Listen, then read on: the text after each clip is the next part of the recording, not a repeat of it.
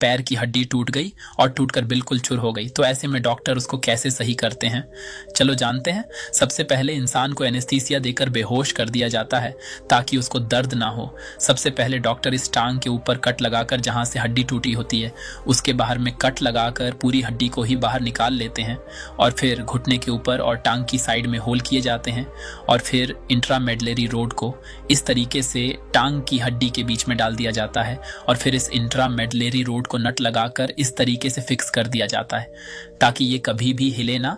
और फिर हड्डी के ऊपर होल करके एक वायर को इसमें से बाहर निकाला जाता है और फिर एक टू रिंग सर्कुलर फिक्स नरेटर मशीन को टांग के ऊपर लगा दिया जाता है और इन वायर को उसके साथ में कनेक्ट कर दिया जाता है।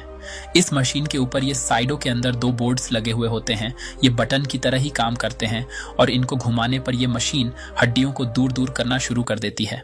और फिर जो चोट लगने की वजह से हड्डियां आरी टेढ़ी हो गई थी और आपस में फंस गई थी, उनको इसकी मदद से दूर करके सीधा कर दिया जाता है और फिर कुछ ही दिनों में हड्डी उग जाती है।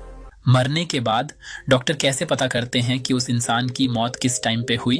मरने के बाद में डेड बॉडी में बहुत सारे चेंजेस आते हैं, जैसे कि बॉडी का ठंडा पड़ना और बॉडी पार्ट्स का कड़क हो जाना, जिसके बाद बॉडी पार्ट्स को हिलाना मुश्किल हो जाता है।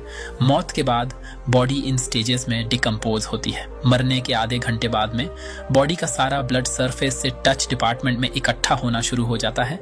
फिर 1 घंटे बाद में बॉडी रिलैक्स हो जाती है, जिससे मुंह के खुलने और हाथों के जमीन से टच हो जाने जैसी चीजें होती हैं। मरने के 3 घंटे बाद तक बॉडी गर्म होती है और फिर बॉडी ठंडी होनी शुरू हो जाती है।